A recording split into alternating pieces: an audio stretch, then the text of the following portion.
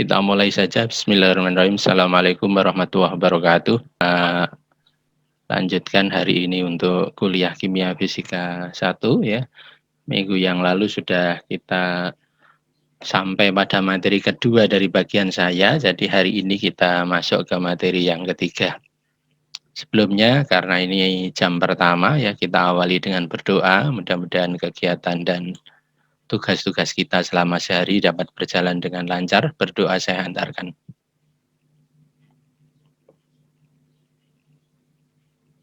Amin ya rabbal alamin. Saya akan share terkait dengan materi hari ini, yaitu mengenai entropi pada berbagai proses. Nah, ya, ini adalah agenda kita hari ini terkait dengan entropi pada berbagai proses. Bahwa sesungguhnya keterkaitan antara hukum termodinamika, mulai dari hukum termodinamika ke 1, 2, 3, dan ke 0 itu memang tidak dapat dipisahkan, sehingga kalau kita mempelajari ya, semuanya itu harus dibahas satu demi satu ya, runtut mulai dari hukum pertama, hukum kedua, hukum ketiga, dan hukum ke-0. Nah, di dalam perkuliahan kimia fisika 1 ini kita sampai saat ini sudah masuk di dalam hukum ke-2 ya. Jadi hukum ke-1 dan hukum ke-0 sudah dibahas oleh Bu Endang ya di dalam pertemuan awal selama separuh semester ya. Kemudian bagian Pak Mas itu adalah melanjutkan untuk mulai hukum ke-2 dan hukum ketiga ya. Nah, untuk hukum kedua itu mengenai entropi, kemarin sudah kita bahas. Apa itu entropi ya? Di situ kita berikan informasi, di situ Anda bisa melihat contoh bahwa entropi itu adalah ukuran dari ketidakteraturan sistem ya. Jadi kalau kita pandang suatu proses reaksi, maka proses reaksi itu bisa dilihat apakah berjalan secara spontan atau tidak. Itu salah satu ukurannya adalah entropinya ya. Entropinya ya. Jadi dengan melihat entropinya maka kita bisa secara awal itu bisa mendeteksi apakah reaksi tersebut itu berlangsung secara spontan atau tidak ya, karena ciri-ciri dari kespontanan itu kalau dilihat dari entropinya bisa ditentukan. Nah, ya, dalam konteks kespontanan ini entropi memberikan deskripsi bahwa proses itu akan berjalan secara spontan manakala ya berangkat dari arah teratur menuju ke kurang teratur ya. Jadi proses spontan ulang itu akan terjadi manakala proses itu dari kurang teratur dari teratur menjadi kurang teratur, alias derajat ketidakteraturannya bertambah. Begitu ya. Dengan demikian proses-proses spontan di alam ya itu terjadi kalau entropinya bertambah. Ya. Jadi ketidakteraturannya bertambah. Ya, kemarin kita berikan contoh bila kita kuliah di gedung D ya, lantai 3, maka di situ kita akan mengalami pada saat jam pertama itu mahasiswa datang dari tempat kos masing-masing ya, kemudian masuk ke ruang kuliah itu menuju ke arah keteraturan. Maka prosesnya tidak spontan, alias memerlukan effort, memerlukan energi yang luar biasa. Anda harus mandi, sarapan, ya, kemudian masuk ke kelas. Sebelumnya sudah harus perjalanan dari tempat kos ke kampus, ya, kemudian masuk ke kelas. Nah, ini perlu usaha, perlu energi. Ya, jadi proses itu tidak spontan karena menuju ke arah keteraturan. Tapi begitu kuliah selesai, ya, jam terakhir kuliah kita nyatakan selesai, maka dalam hati Anda semuanya bersorak, hore gitu ya. Maka secara spontan kelas itu senang apa yang terjadi? Kelas itu bubar, ya. Kelas itu bubar, semua siswa kembali ke rumah atau ke tempat kosnya masing-masing. Nah, proses itu berlangsung sangat spontan. Ya, jadi kenapa bisa begitu? Karena posisi siswa, posisi mahasiswa itu di dalam kelas adalah tempat duduknya rapi, berarti dia teratur. Begitu sampai di kos, wah posisinya bermacam-macam, alias ketidakteraturannya meningkat. Nah, itu ya. Jadi di dalam konteks alam secara spontan itu akan terjadi manakala ketidakteraturan sistem itu bertambah. Nah, begitu ya. Nah, pada kuliah kali ini kita akan mempelajari bagaimana menghitung ketidakteraturan itu yang dinyatakan dengan entropi, di mana simbolnya adalah S. Anda sekali lagi jangan bertanya pada Pak Mas, kenapa Pak entropi simbolnya adalah S ya. Entropi itu simbolnya S karena memang sudah sejak awal waktu pertama itu ditemukan itu orang suka menggunakan S ya. Ora usah ditakoi asbab nuzulnya. Ya.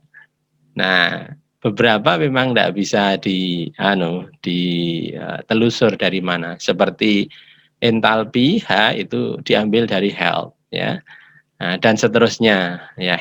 Nah, ini kalau kita teks di dalam entropi yaitu S itu seperti apa? Ini mestinya nanti kalau Anda mau mencari mungkin ada yang buku menuliskan sebabnya. Ya, tapi secara umum orang sudah tidak memasalahkan lagi. Yang penting kita tahu fungsinya ya. Nah, entropi pada berbagai proses ini itu ternyata bergantung pada prosesnya, tetapi yang banyak dipelajari secara lebih mudah itu kalau prosesnya reversibel. Ingat ya, kemarin di dalam perkuliahan pertama di Bu Endang sudah diperkenalkan macam-macam proses. Salah satu kategorinya itu adalah proses yang terbagi menjadi reversibel dan irreversibel. Kalau reversibel itu dapat balik, kalau irreversibel itu adalah tidak dapat balik. Nah, entropi itu lebih mudah dihitung kalau prosesnya reversibel atau dapat balik. Ya.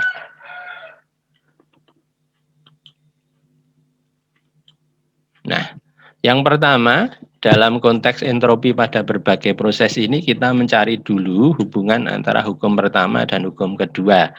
Ingat, hukum pertama itu adalah hukum konservasi energi, sedangkan hukum kedua itu adalah hukum mengenai proses spontan dari ketidakteraturan atau entropi.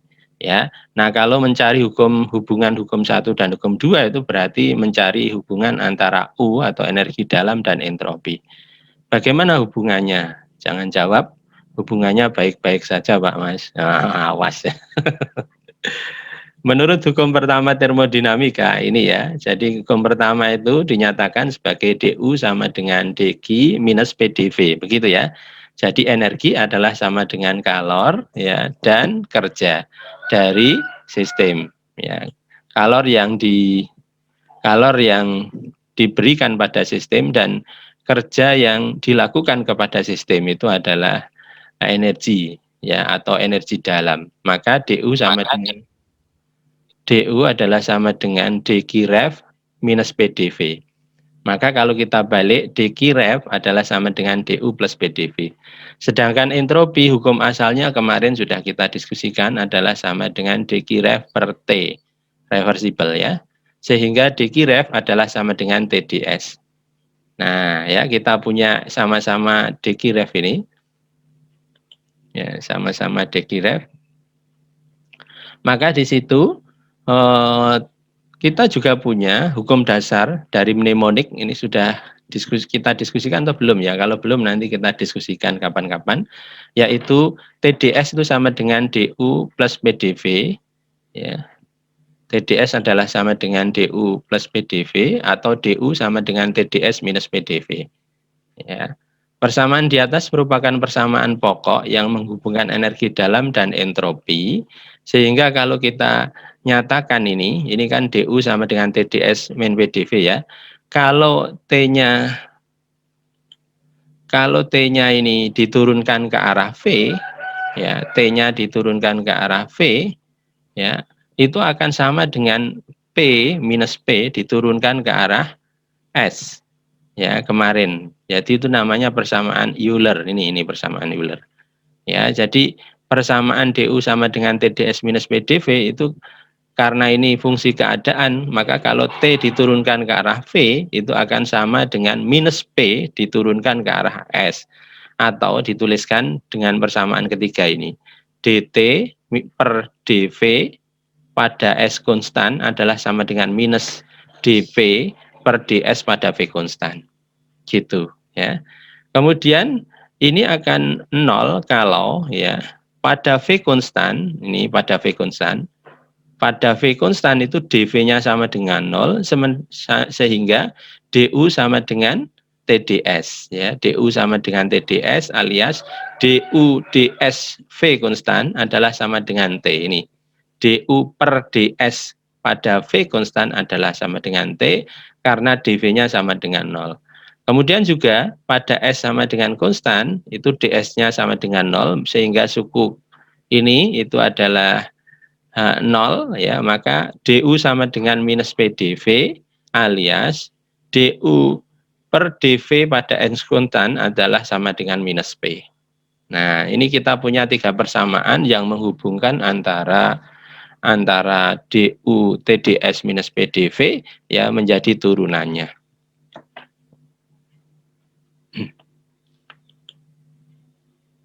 Nah, kemudian kalau kita cari hubungan yang lain, itu kalau U adalah fungsi TV, maka DU, ini kan suatu persamaan keadaan ya. Kalau U itu fungsi TV, maka turunan U ke T pada V konstan itu DU ya, DU ini. Turunan total DU atau perubahan total U itu adalah sama dengan perubahannya ke arah DT plus perubahannya ke arah DV alias DU sama dengan DU DT V konstan DT ya plus DU DV pada T konstan DV. Nah, gitu ya. Ini persamaan biasa, yaitu perubahan total U itu sama dengan perubahan total ke arah T ditambah perubahan total ke arah V karena U adalah fungsi TV. Ini persamaan yang dulu mestinya sudah disampaikan Bu Endang ya.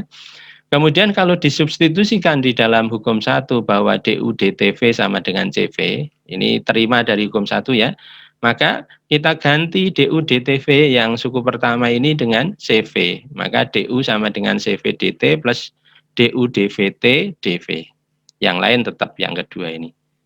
Ya, kemudian kita punya persamaan tadi DU sama dengan TDS minus PDV, slide sebelumnya ya.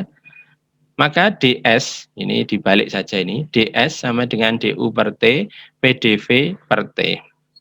Nah, karena di sini ada DU per T, DU-nya tadi sudah diperoleh dari ini, DU sama dengan CV DT plus DU DVT DV, maka kita ganti saja ini dengan persamaan tadi. Maka DS adalah sama dengan CV DT per T plus DU DVT DU per DV pada T konstan, DV per T ya kali DV per T plus P DV per T ini tetap ya. Yang DU-nya diganti yang sana. Maka DS adalah sama dengan kumpulkan yang bagian DV ya sehingga CV per T DT ini tetap ya. Kemudian yang DV ini dikumpulkan. Seperti dalam kurung P plus DU DVT DV. Nah, inilah yang menghubungkan antara DU dengan DS ya. Jadi tolong disinilah kalau dicari apa hubungan hukum 1 dan hukum 2 itu.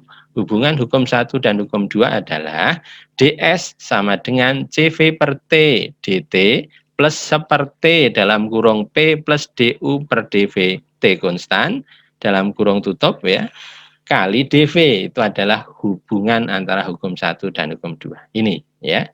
Inilah ya. Anda tidak perlu menghafalkan tetapi Anda bisa menurunkan ya dari mana itu bisa diperoleh. Nah,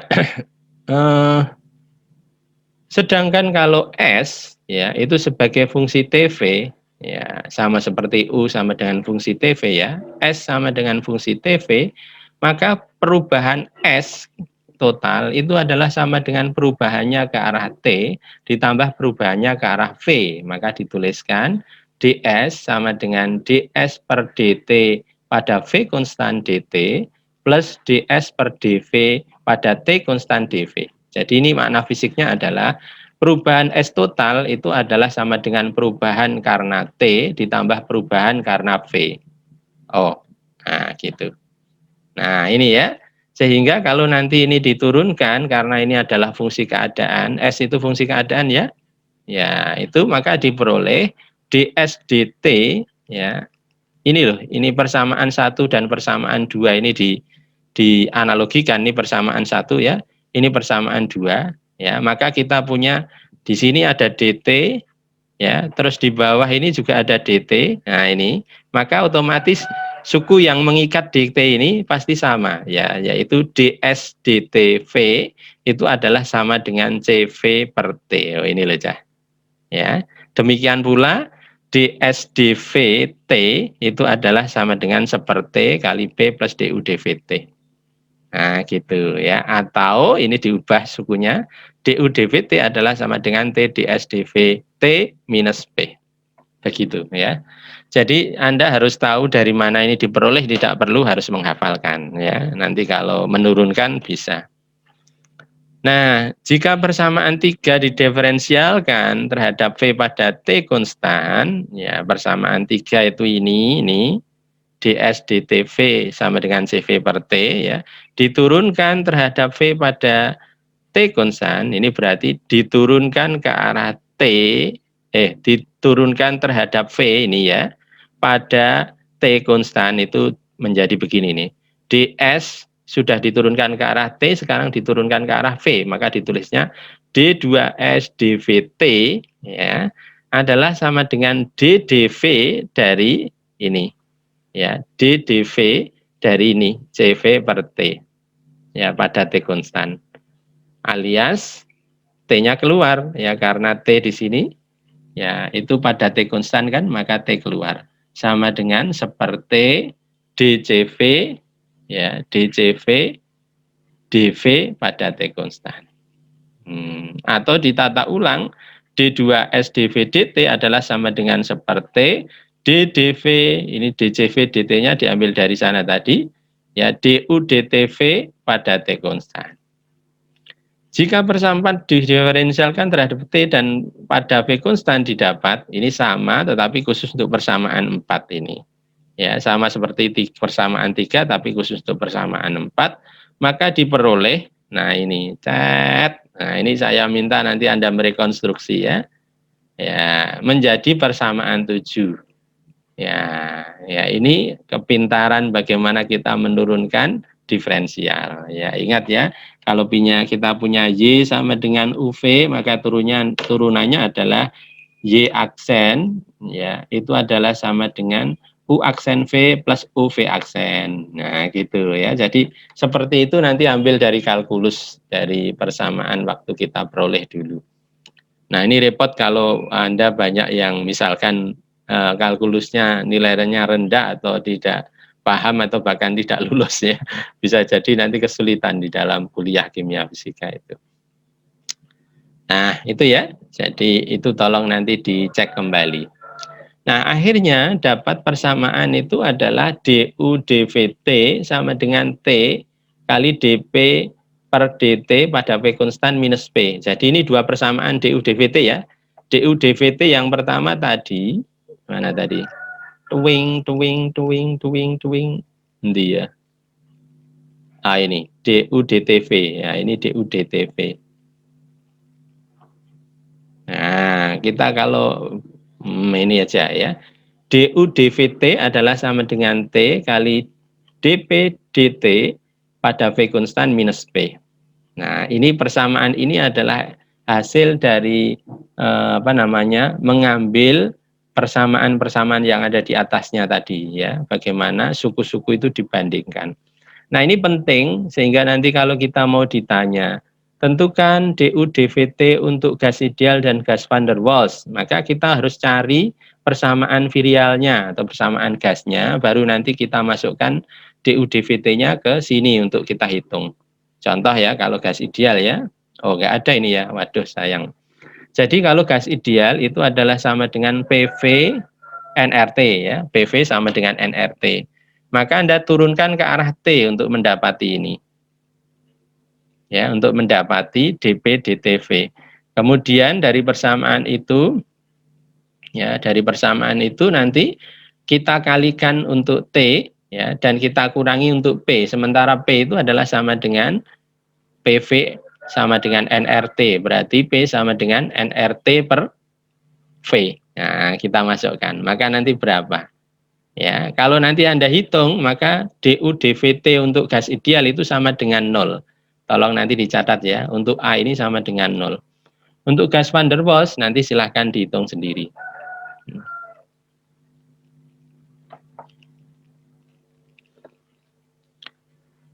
Ya, begitu. Nah, sekarang konsep pertama kita punya hubungan antara hukum satu dan hukum kedua. Kemudian konsep kedua itu adalah ekspansi pada entropi pada kondisi ekspansi isotermis. Ya, isotermis itu adalah perubahan di mana ya suhunya tetap. Iso itu tetap, termis itu adalah suhu, ya. Sehingga kalau nanti kita menghitung itu kita bisa tentukan dari persamaan pokok dari entropi, ya. Ini ya. DS adalah sama dengan dq per T. Nah, ini. DS sama dengan dq per T, sehingga kalau kita integralkan delta S adalah sama dengan ini, delta S sama dengan ini ya, integral dari dq per T. Sementara ya, sementara kita punya di situ apa? DU sama dengan dq ya, DU sama dengan dq minus PDV kan untuk gas ideal ya. Nah, gitu. Atau kalau ini langkah 1 ya, dari proses isotermal reversible gas ideal itu DU-nya sama dengan 0 waktu dibahas di Bu Endang ya. Kalau DU-nya sama dengan 0 itu berarti Q sama dengan minus W. Kenapa Q sama dengan minus W? Karena dari persamaan 1 DU sama dengan dQ minus PDV atau minus W-nya itu adalah sama dengan PDV. Ya, maka untuk DU sama dengan 0 itu Q sama dengan minus W ref ya, alias sama dengan minus nRT ln V2 per V1. Ya, itu ya. Kenapa sampai begitu, Pak? Karena kita punya PDV ya. Jadi ini itu dari PDV, Cah. Ini loh, Cah. Nah, ini dari PDV. Ya. W itu kan sama dengan PDV toh, Cah. Nah, jadi kalau nanti PDV dimasukkan diintegralkan maka mendapatkan nRT ln V2 per V1. nRT ln V. Ya, kalau nanti V-nya di situ proses dari 1 ke 2 maka nRT ln V2 per V1. Ya, tanda minusnya tetap. Gitu.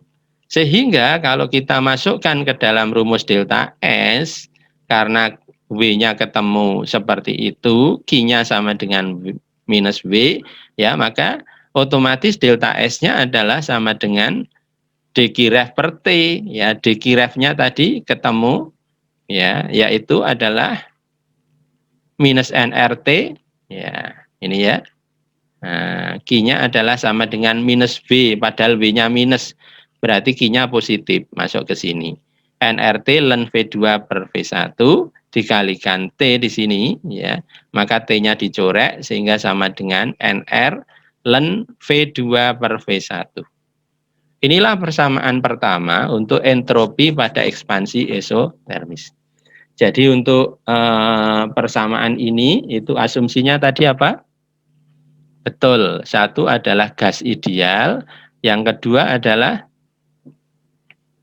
isotermis. Ya, jadi persamaan ini hanya berlaku untuk gas ideal dan isotermis atau T konstan. Kalau tidak ya tidak bisa berlaku itu.